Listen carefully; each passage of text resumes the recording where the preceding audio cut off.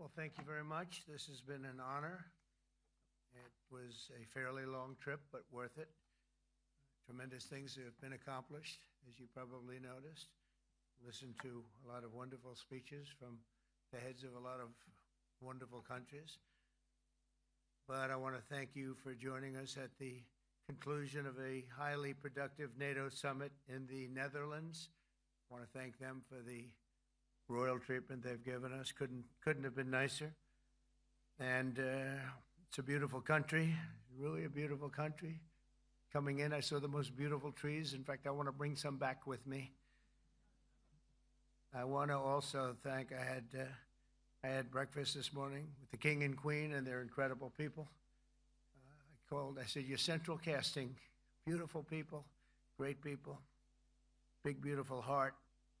And I enjoyed that. And also NATO Secretary General Mark Rutte, who's been terrific. He's been a friend of mine, used to be right here running this wonderful country. Now he's the NATO Secretary General. He's doing a fantastic job.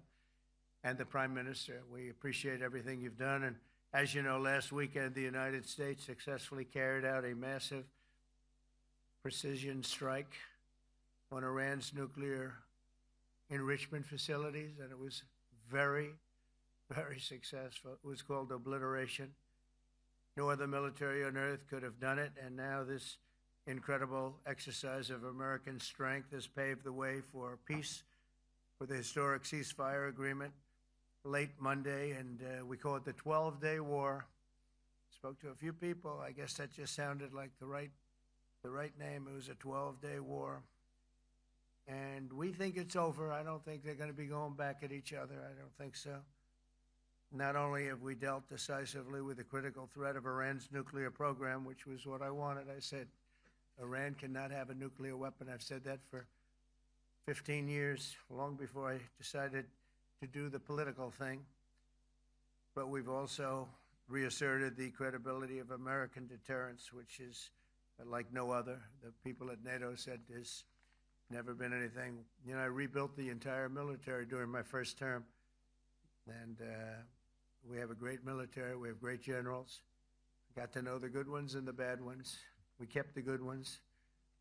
Over the past 2 days, I was honored to participate in the NATO leaders meeting and also had extremely good individual discussions with the King and the Queen, Secretary General Rutte, and the Prime Minister. Great discussions.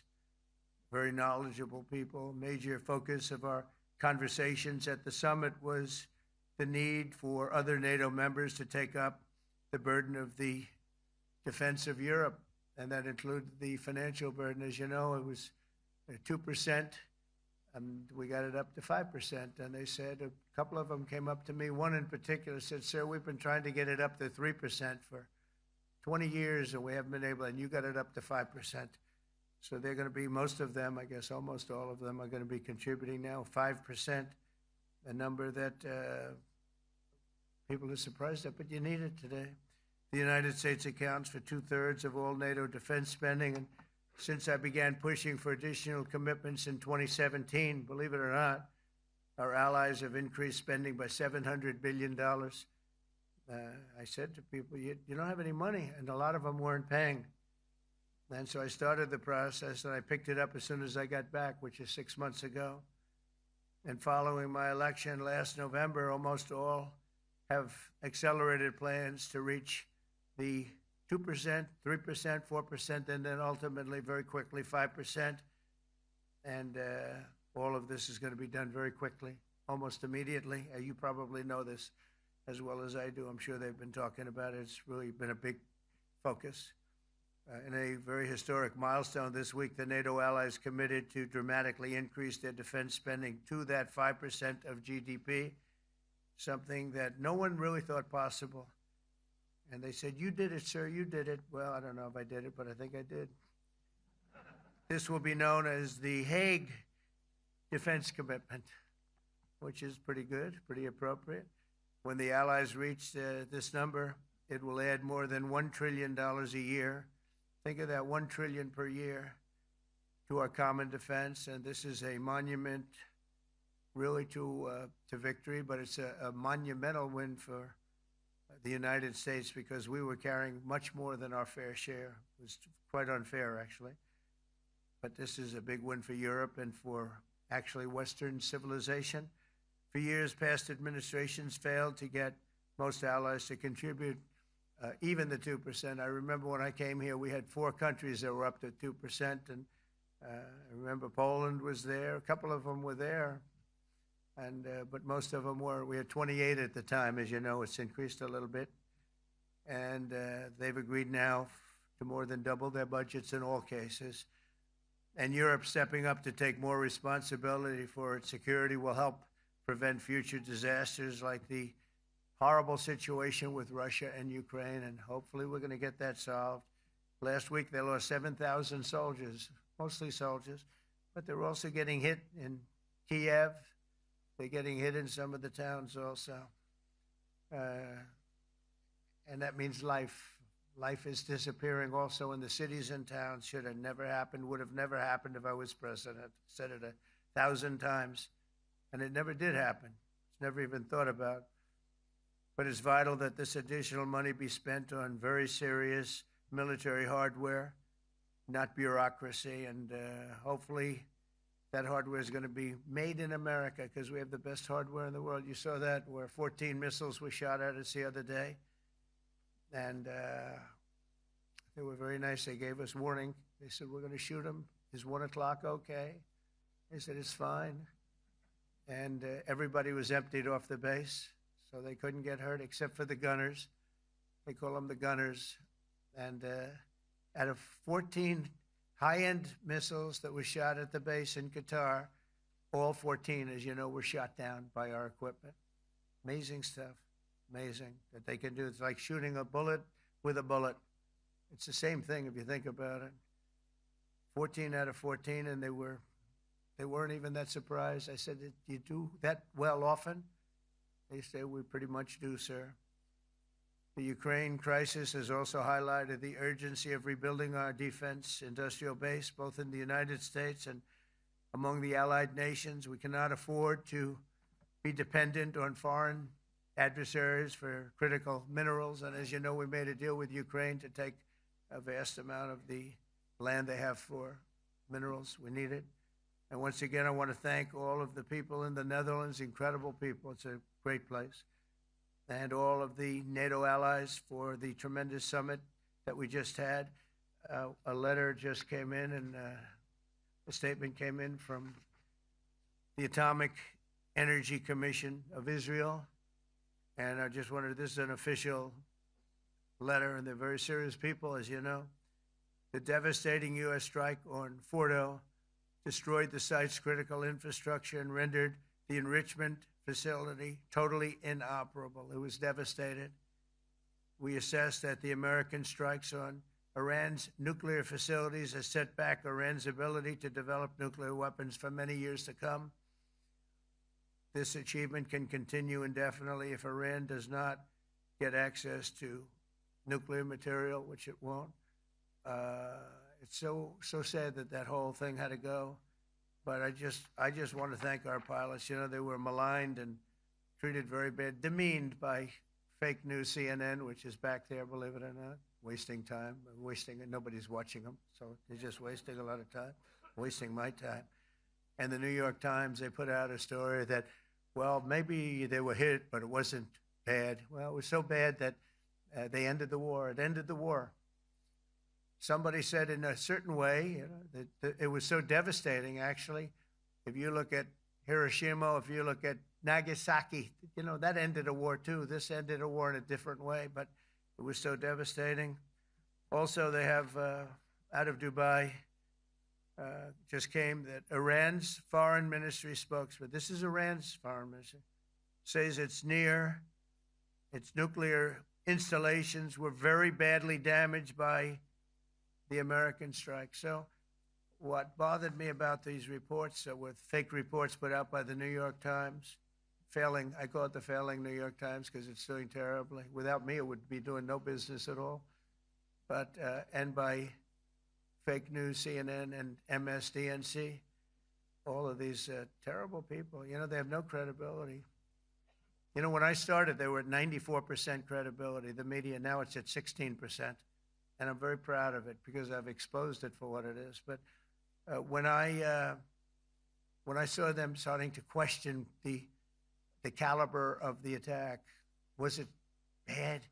Well, it was really bad. It was devastating. They were obliterated. In fact, you can't get into the tunnels. They just put that over. That just came out. They can't. There's nothing. There's no way you can even get down. The whole thing is collapsed in a disaster. And I think all of the nuclear stuff is down there because it's very hard to remove. And we did it very quickly. When they heard we were coming, it was, you know, you can't move it. Very hard, very dangerous, actually, to move to. And they also knew we were coming, so I don't think too many people want to be down there knowing we're coming with the bunker busters, as we call them. We're the only ones that have them. We have the best equipment, best nuclear equipment, and we have the best equipment in the world. And by the way, we can't forget our submarine, which was out there, submarines actually, but submarine was out there. We shot 30 rockets into an area, every single one of them. I think it was almost 400 miles away, I think, Pete, right? 400 and long. It was in the ocean, long ways away. And we shot a total of 30. Every single one of them hit within 9 inches from where it was supposed to be. It took out a lot because we didn't do just 4, though. We did 2 others in addition, which hadn't been completely destroyed. So we hit them with a submarine from hundreds of miles away. Amazing, just amazing equipment. Greatest submarines in the world. Nobody's even close. They're 20 years behind us when it comes to submarine technology. So that's one, and the other was from the Atomic Energy Commission. And they have about 3 or 4 of them now coming in from atomic energy commissions from various places. But the one that we have that just came out, we released it a little while ago, was from the Israeli Atomic Energy Commission. But numerous of them are getting to see the site, and the site has been demolished. And again, we had these brave patriots, these incredible flyers, these people that can fly a plane better than anybody can fly a plane, going into very hostile territory, flying into the territory that has got more missiles and things pointed at it, but it was very stealth. They didn't get to see it. It was dark. That's the amazing thing about the shots. They hit the shots perfectly, and yet it was dead dark. There was no moon. There was no light. It was virtually moonless. It was very dark, and the shots were hit perfectly. But when they get demeaned, and they were very upset about it because they knew how strong it would be. Back in Missouri, the pilots flew about 36 hours, 2 ways, far distance, and in those incredible B-2s. And we then had the F-22s, and we had the F-35s, and we had other planes, and we had, I think, a total of 52 tankers. That means the big tankers, because the refueling was a lot for all of the different planes that we sent. Incredible operation, and I have to say, General Raisin Kane was incredible. That's why he beat ISIS, and we beat ISIS in a matter of weeks. I was told it would take 4 to 5 years. We did it in a few weeks, and he was great. That's why he's the head of the Joint Chiefs of Staff right now, because I had a very good experience with him. He knocked out ISIS in a period of literally a few weeks. Amazing. And it was supposed to take a few years, 5 years to be exact. So we had a great victory there, and we then came here, and I think we had a great victory here. But this is an ongoing project. This is the safety of Europe, the safety of the world. And they've raised it from 2% to 5%, something which nobody, and you're talking about over $1 trillion a year. So we're talking about a lot of money from coming in from countries that we're not paying nearly enough to be effective. So I have, as you know, Marco Rubio with me, and Pete Hegseth, Secretary of State and Secretary of War. Should we say Secretary? You know, it used to be called Secretary of War. Maybe for a couple of weeks we'll call it that because we feel like warriors. It used to be called Secretary of War. In fact, if you look at the old building next to the White House, you can see where it used to be Secretary of War. Then we became politically correct, and they called it Secretary of Defense. I don't know, maybe we'll have to start thinking about changing it, but we feel that way. Do we have any questions, please? Wow. That's a lot of questions. Uh, who's a nice person? Oh, you're not a nice person, but I'll let you ask one. Go ahead. What's he going to ask? He is not nice at all. I know him well. Thank you, Mr. President. Yeah. Thank you for taking the time before flying home. You just said you believe the conflict between Israel and Iran is over. What makes you so confident it is? And what do you do if it isn't? Because I dealt with both, and they're both tired, exhausted. They fought very, very hard and very viciously, very violently, and they were both satisfied to go home and get out. And can it start again? I guess someday it can. It could maybe start soon. I think a big telltale sign was when, as you know, Iran somewhat, by not much, violated the ceasefire, and Israel had the planes going out that morning, and there were a lot of them, 52 of them. And I said, you got to get them back. And they brought them back. They didn't do anything. They brought them back. It was very good. I thought it was amazing, actually. They have fought a hell of a war. They fought very hard. I think the war ended, actually, when we hit the various nuclear sites with the planes. And I just hope you people can give these pilots, these are the best pilots in the world. They're the best shots in the world. They call them shots. That's what they are. And wait a minute. And I just hope you can give them the respect they deserve, because they came home to fake news. And like, oh, gee, there was hardly any damage. The things are decimated. So, but I think, no, I think they're very much finished. I think Israel's going to get back to doing what they do. And I think that Iran's going to get back. You know, Iran has a huge advantage. They have great oil, and they can do things. I don't see them getting back involved in the nuclear business anymore. I think they've had it. They've been at it for 20 years, and I don't see that happening either. Now, if it does, we're always there. It won't be me. It'll be somebody else, but we're there. We'll have to do something about it. Yes, please, go ahead. Go ahead. Oh, fake news, CNN? Here, I'll hold it. Oh, yeah, here we go. Wait till you hear this question. Thank you, sir. You should really say how great our soldiers and our warriors are. I think everyone appreciates our soldiers and our warriors. I do have two questions for you, Mr. President. You just cited Israeli intelligence on these attacks. Earlier, you said U.S. intelligence was inconclusive. Are you relying on Israeli intelligence for your assessment of the impact of the strikes? No, this is also, Iran made the statement, and it's also, if you read the document that was given, that Pete can talk about if you'd like, the document said it could be very severe damage, but they didn't take that. They said it could be limited or it could be very severe. They really didn't know, other than to say it could be limited or it could be very, very severe. And you didn't choose to put that because it was very early after. Since then, we've collected additional intelligence. We've also spoken to people who have seen the site, and the site is obliterated. And we think everything nuclear is down there. They didn't take it out. Okay, question? Please, go ahead. Go ahead. Yeah, blue dress. Thank you so much, Mr. President. Yesterday, you said China can now continue to purchase oil from Iran. Yeah. Are you giving up on your maximum pressure campaign? Because there are sanctions right now. With who? On Iran. No, look, they just had a war. The war was fought. They fought it bravely. I'm not giving up. They're in the oil business. I mean, I could stop it if I wanted. I could sell China the oil myself. I don't want to do that. They're going to need money to put that country back into shape. We want to see that happen. Would it? No. If they're going to sell oil, they're going to sell oil. We're not taking over the oil. We could have, you know. I used to say with Iraq, keep the oil. I could say it here, too. We could have kept the oil. No, China is going to want to buy oil. They can buy it from us. They can buy it from other people.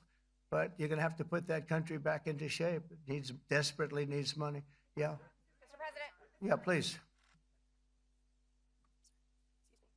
Here we go. I'm picking the beauties today. Go ahead.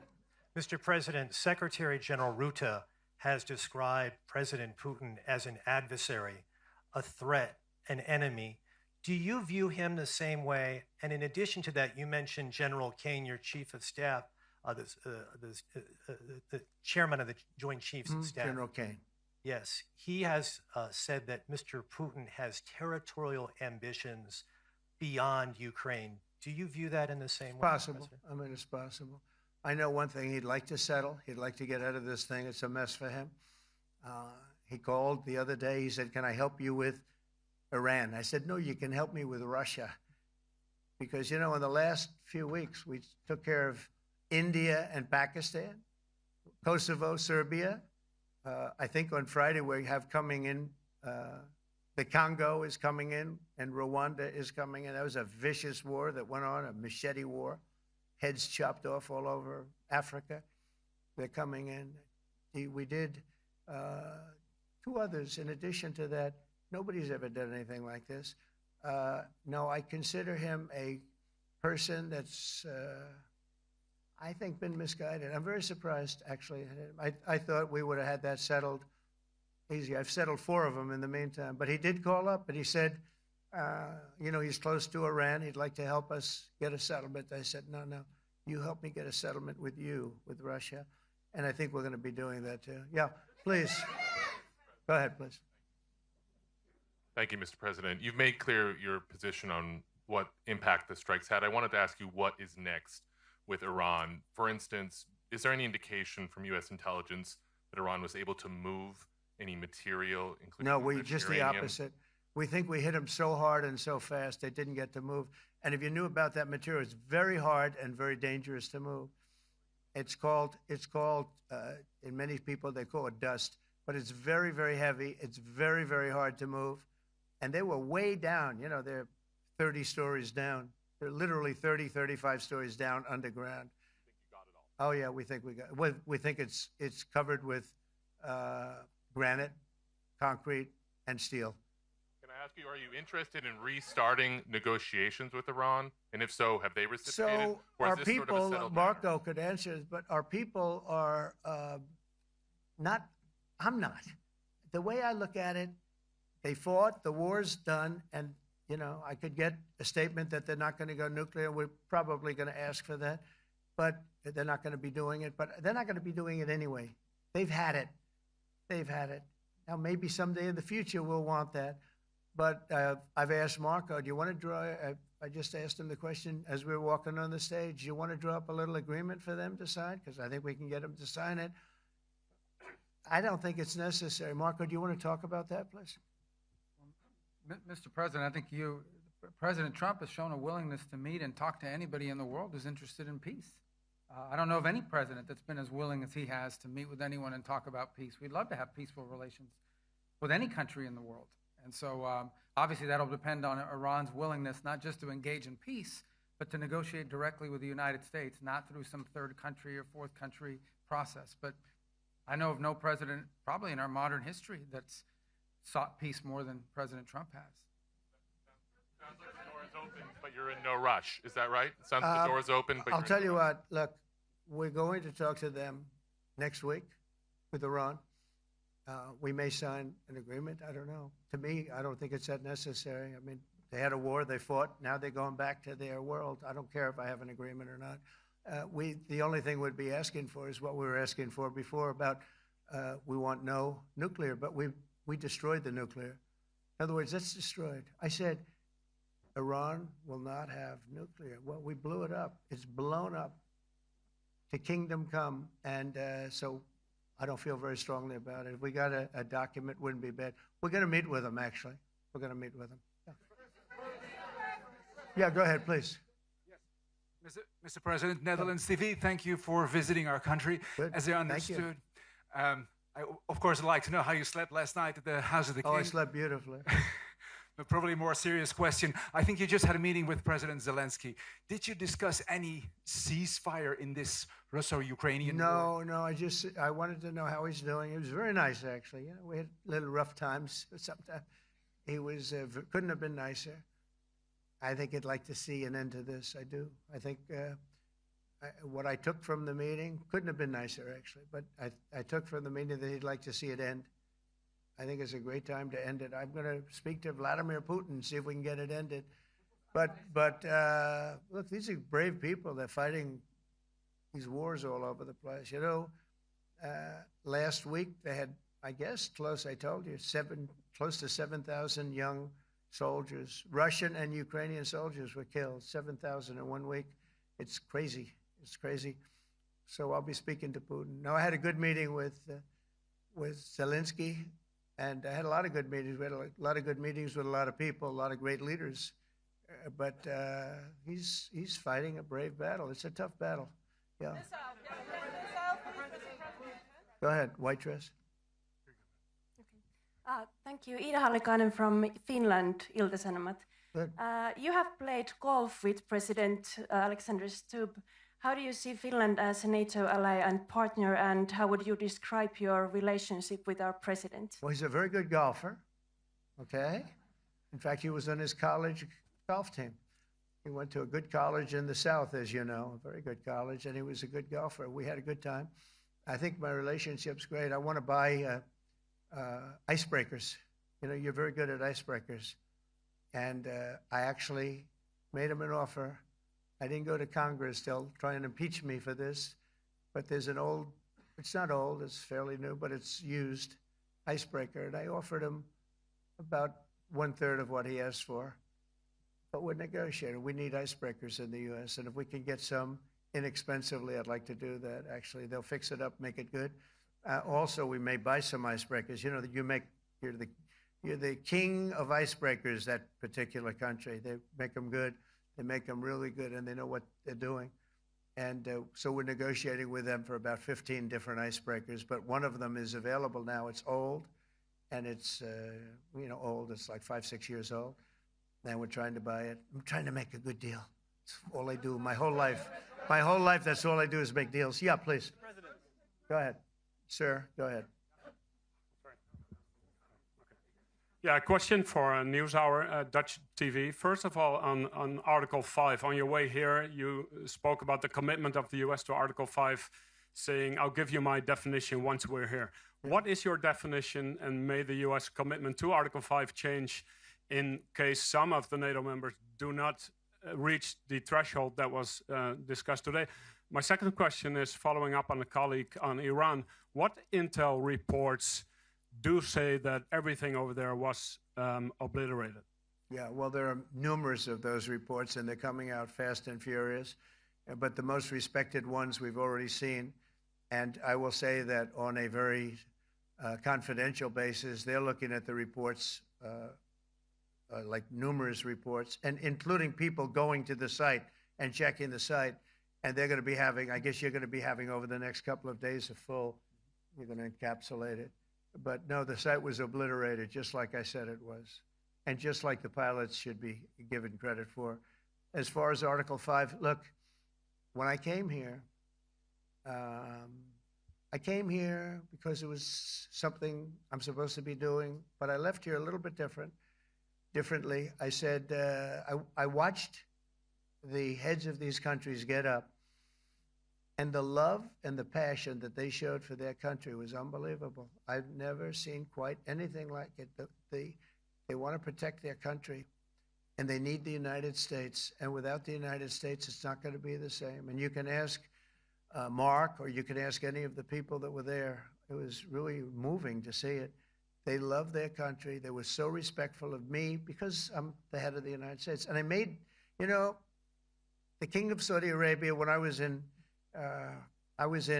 the Middle East, so I was in Qatar for a different reason, not a reason to get shot at.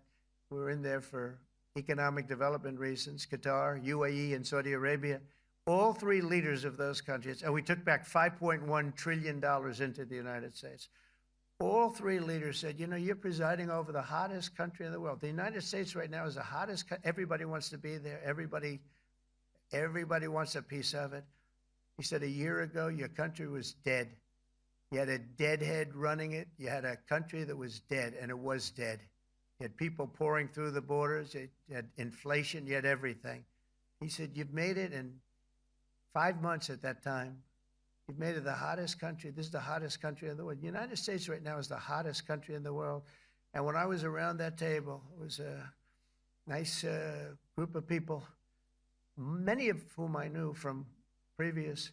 When I saw the passion they had for the country, and almost everyone, and you probably have the tapes, it was very public, but almost every one of them said, thank God for the United States. Without the United States, they couldn't really have NATO. It wouldn't work. It wouldn't work. It will in the future because now they're paying much more money, but it wouldn't work. It was great. And I left here differently. I left here saying that these people really love their countries. It's not a ripoff, and we're here to help them protect their country. Okay, we'll do one or two more. Thank you, Mr. President. Yeah. A question on Spain. Are you satisfied with today's? Oh, I think Spain's terrible what they've done. No, I do. They're the only country that won't pay the full up. They want to stay at 2%. I think it's terrible. And, you know, they're doing very well. The economy is very well. And that economy could be blown right out of the water with something bad happening. You know, Spain is the only country that... Are you from Spain? Yeah. Good, congratulations. You're the only country that is not paying. I don't know what the problem is. I think it's too bad. So we'll make it up. You know what we're going to do? We're negotiating with Spain on a trade deal. We're going to make them pay twice as much. And I'm actually serious about that. We're going to make Spain... I like Spain. I have so many people from Spain that it's a great place and they're great people. But Spain is the only country out of all of the countries that refuses to pay. And, you know, so they want a little bit of a free ride. But they'll have to pay it back to us on trade because I'm not going to let that happen. It's unfair. It's unfair to NATO. All right, sir, please. Go ahead, right in the back. Yeah, you, tall one. The tall man. Mr. President, Johannes Petra from Austrian National Television. How are you? You once said that you would end the Ukraine war in 24 hours. You later said that sarcastically. Well, of course it was sarcastic. But you've now been in office for 5 months and 5 days. Why have you not been able to end the Ukraine war? Because it's more difficult than people would have any idea. Vladimir Putin has been more difficult. Frankly, I had some problems with Zelensky. You may have read about him. And it's been more difficult than other wars. I mean, look, we just ended a war in 12 days that was simmering for 30 years, frankly. We ended Rwanda and the Congo. It's coming to sign the documents. We've already signed basic documents, but they're coming, I think, to the White House on Friday. We ended Serbia was going to go at it. But maybe the most important of all, India and Pakistan. And that wasn't whether or not they may someday have nukes like we're talking about in the Middle East, like we're talking about with Israel and Iran. This is they have nuclear weapons. I ended that with a series of phone calls on trade. I said, look, if you're going to go fighting each other, it was getting very bad. You know how bad that last attack was. It was really bad. If you're going to go fighting each other, we're not doing any trade deal. No, no, no, you have to do a trade deal. I said, we're not doing any trade deal. And in fact, I had the general, who was very impressive. The general from Pakistan was in my office last week. You know, Prime Minister Modi is a great friend of mine. He's a great gentleman. He's a great man. And I got them to reason. I said, we're not doing a trade deal if you're going to fight. And if you're going to fight each other, we're not doing a trade deal. And you know what? He said, no, I want to do the trade deal. We stopped the nuclear war. Go ahead. Go ahead, Jeff. Here's another beauty, Jeff. He's a beauty, all right. Go ahead. Mr. President, to follow up on Ukraine, will the United States contribute any more money to Ukraine's defense this year to the $5 billion that allies are giving? And one question, you had another meeting with the Dutch opposition leader, Mr. Wilders. Can you tell us about that meeting? And are you upset about his anti-Muslim stance? I'm not upset about it. It's just his view. He's unhappy with the way things are going in this country and various countries. He was an opposition leader, and I was asked to meet with the opposition leader by the people that are running. I think they have some deal where if you have a meeting, you're supposed to meet with an opposition leader. I said, that's strange. We don't do that. But I met with I didn't know him. He seemed like a very nice guy, but he's in opposition to the current people, and that was set up by the current people. So I assume when I met with the Prime Minister, you're supposed to meet with the opposition. We'll have to try that sometime in our country. Let's not do it. But I thought he was very good. As far as money going, we'll see what happens. There's a lot of spirit. Look, Vladimir Putin really has to end that war. People are dying at levels that people haven't seen before for a long time. Go ahead. Go ahead. White shirt. Oh, she's all excited. Okay. So, BBC News Ukrainian. I would Where like are you to from? Ask you, I'm from Ukraine. Oh. So my question to you is whether or not the U.S. is ready to sell anti-air missile systems Patriot to Ukraine. We know that Russia has been pounding Ukraine really heavily right now. Are you living yourself now in Ukraine? My husband is there. Wow. And I can see you very, it's amazing. And me with the kids, I'm in Warsaw actually, because he wanted me to be. Is your husband a soldier? No? He's. He's there now? Yeah. Wow. That's rough stuff, right? That's tough. And you're living here? In Warsaw. And you're a reporter? I am. Good. So let me just tell you, they do want to have the missiles, okay, as they call them, the Patriots. And we're going to see if we can make some available. They're very hard to get. We need them too. We were supplying them to Israel, and they're very effective, 100% effective. Hard to believe how effective. And they do want that more than any other thing, as you probably know. That's a very good question, and I wish you a lot of luck. I mean, I can see it's very upsetting to you. So say hello to your husband, okay? Thank you. Go ahead. Thank you. Thank you, Mr. President. You were criticizing. Where are you from? Bloomberg News. Oh, Bloomberg. That's wonderful. You were criticizing the Federal Reserve Chair before coming to this summit. Yeah, I think he's terrible. I was wondering if you've begun interviewing different candidates for the Fed pick. Yeah, I know within 3 or 4 people who are going to pick. I mean, he goes out pretty soon, fortunately, because I think he's terrible. We have no inflation. We have a tremendous economy. Hundreds of billions of dollars of tariff money is pouring in. Factories are being built because they don't want to pay the tariffs, so they're building them all over the country. I think we're close to $15 trillion. I told you $5.1 trillion from the Middle East alone, but of investment money coming in. There's never been anything like that in the history of our country. But we have no inflation. And we have borrowing because Biden, stupidly, they did short-term debt. So we have borrowing coming up. And, we'll go 10 years, maybe longer, maybe shorter, but we'll go a long period of time when we do the debt. And because of him, because of this guy, we will have to pay for years. We'll be paying for him. And I said to him, listen, there's no inflation. He says, but maybe there'll be some. That's true. I said, if there is some, what you do is raise the rate. I'm okay with that. You raise the rate in 2 years from now or in a year from now. But because the rate's high, we have to pay more for debt. It's pretty equal. In other words, if it's 4%, it's 4%. If you drop it a point, you'll pay 3%. So it's fairly equal, not necessarily, but fairly equal. So we're going to end up paying maybe 2 points or 3 points more. 3 points would be about $900 billion a year because of this very average mentally person. He's an average mentally person. I'd say low in terms of what he does, low IQ for what he does, okay? Wait, so instead of paying $900 billion, we don't want to pay 900 just because he doesn't want to lower the rate. I said, if there's inflation in 2 years or 3 years or 1 year from now, you raise the rate and you take care of the inflation, among other things. But he's probably a very political guy, I guess. I don't know. I think he's a very stupid person, actually. All right, one more. Let's go. How about you? Go ahead.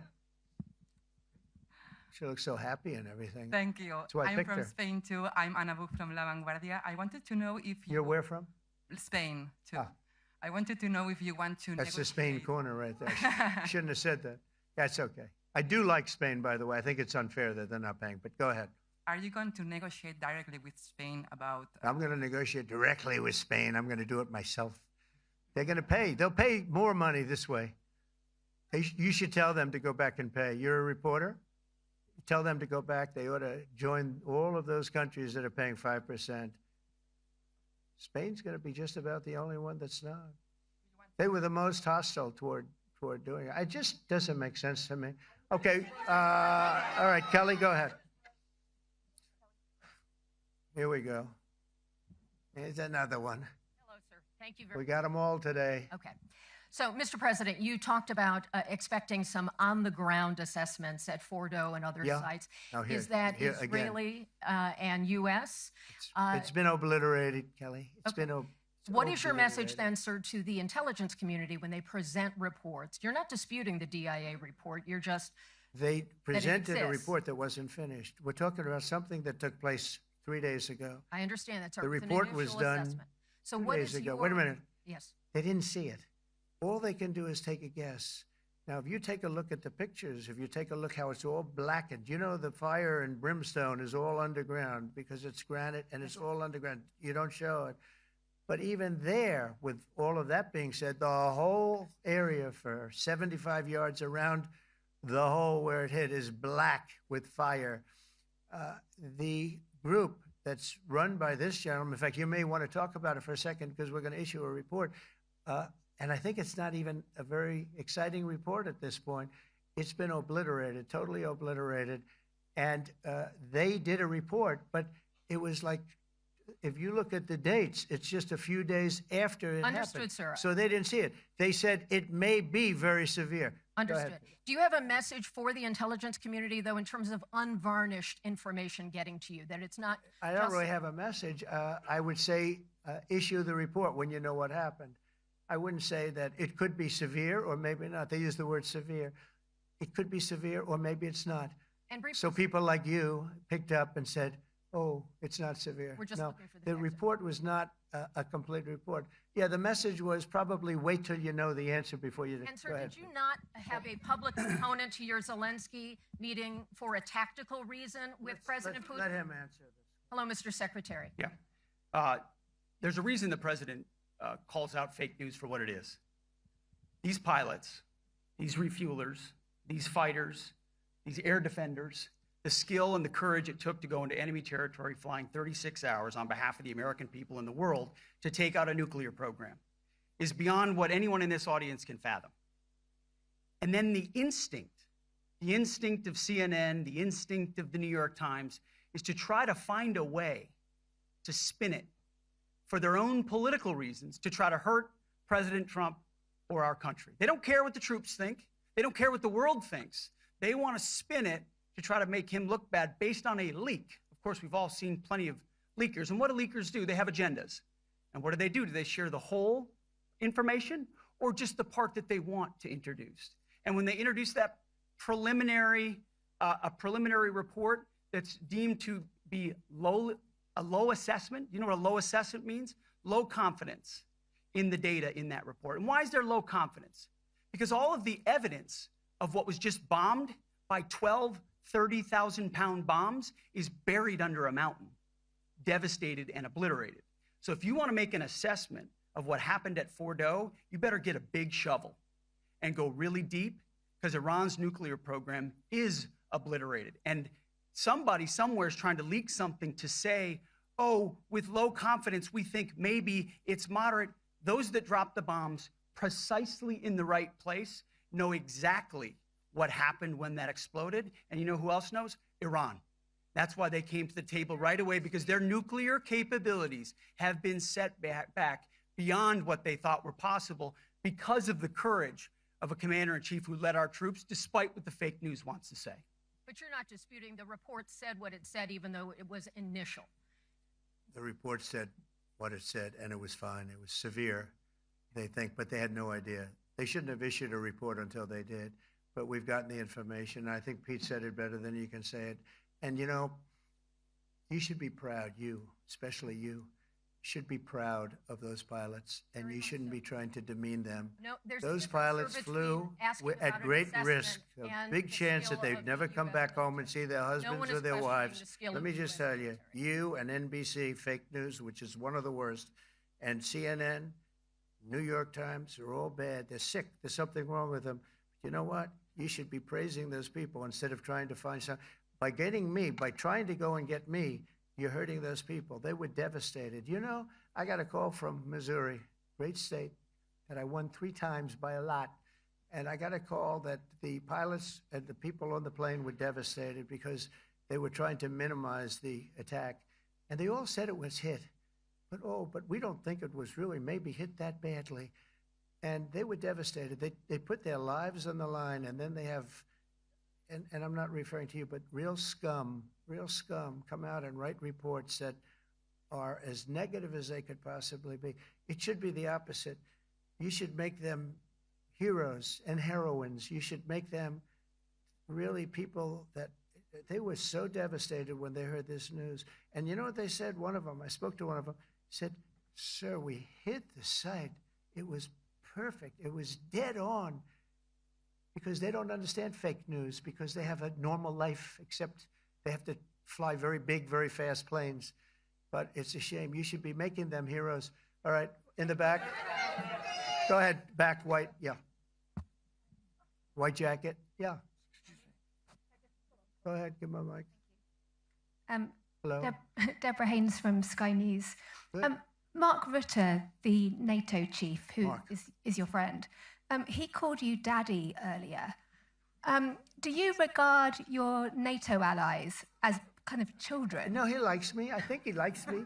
If he doesn't, I'll let you know. I'll come back and I'll hit him hard, okay? No? He did it very affectionate. Daddy, you're my daddy. Do you regard your NATO allies, though, as kind of like children, and they're obviously listening to you and they're spending more, and you're obviously appreciative of that, but do you hope that actually they're going to be able to defend themselves, defend Europe on their own without I think they the need United help States? a little bit at the beginning, and I think they'll be in able the end. to, and I think they're going to remember this day. And this was a big day for NATO. You know, this was a very big day. They took it.